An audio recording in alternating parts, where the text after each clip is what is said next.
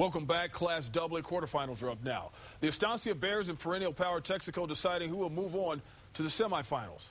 Did you not eat it? I need another hot chocolate. Got to have some hot chocolate, man. It's cold out there. And Lawrence Chavis is saying, since it's so cold, let me get the rock so I can warm my body. Lawrence Chavis trying to get all the way to the end zone. Will he make it? No. Denied. The drive is stalled. Then how about Texaco getting the ball back and making something happen? Jose Posada. The toss to Shea Harrison. No, he's going to keep it. He's going to run it himself. Getting all the way to nearly the touchdown. Posada going downfield and making it work for Texaco.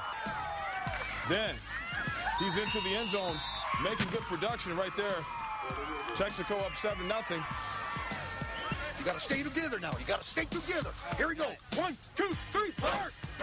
You heard Coach, stay together. Oh, that's not what he was looking for. That's how you get a touchdown the easy way. The bad snap in the Texaco defense is there to pounce on it and get the touchdown. They're going on to a victory. Texaco winning tonight, 14-10. This is the final. Hey, Coach Irwin just made a comment afterwards. He said there's not very many things that you work your tail off over and over and over again just so you get to work a little longer. You understand? Hey, you gave it all you had for 4 quarters, and guess what? We get to go do it again. I told you, play like it's your last one because it could have been, but it's not. Coach Brian Autry with the fine words. Hagerman Bobcats trying to reach the single-A semifinals and playing Mesilla Valley. Cheerleaders making their best noise. Cats start with an easy drive down the field. The quarterback, Isaac Bajarano, walks into the end zone. He had a great game tonight. In the second half, scrambling out of the pocket, Bajarano again, putting in another 6 for Hagerman. He's earning his late-night supper. 5 minutes left to go in the first half. Bobcats up 18-zip. Mesilla Valley gets the ball. They have a good play. Just can't take it all the way to the house. No points on the board at that point for Mesilla Valley.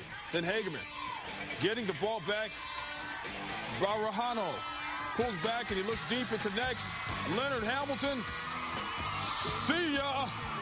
Puts on the Jets. He's in the end zone, but this one called in the third quarter. Why? Because the mercy rule. Hagerman smoking Mesilla Valley. 53-2 is the final.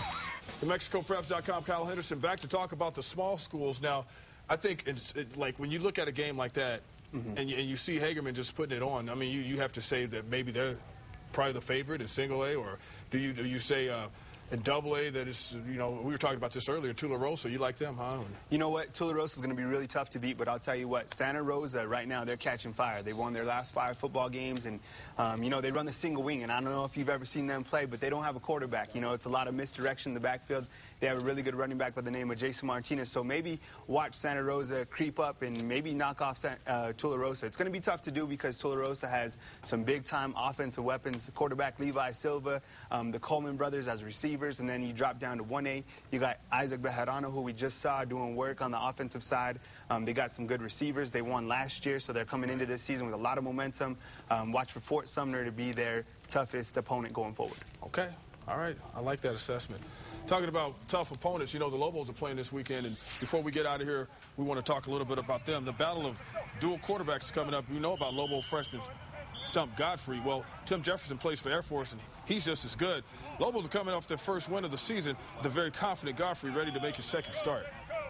You got to continue to attack it like he did the week before, so I can't change the guy I was from before I wasn't a starter, and now I just got to continue to be the leader I was and continue to work hard in the weight room.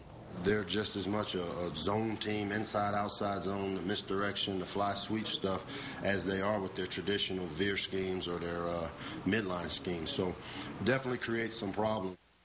Okay, that game will have about a 4:06 starts. Kyle Henderson, thanks for coming on. You know what? Really enjoyed myself. I'm really passionate about high school football, and if you're looking for high school football, NMFFN.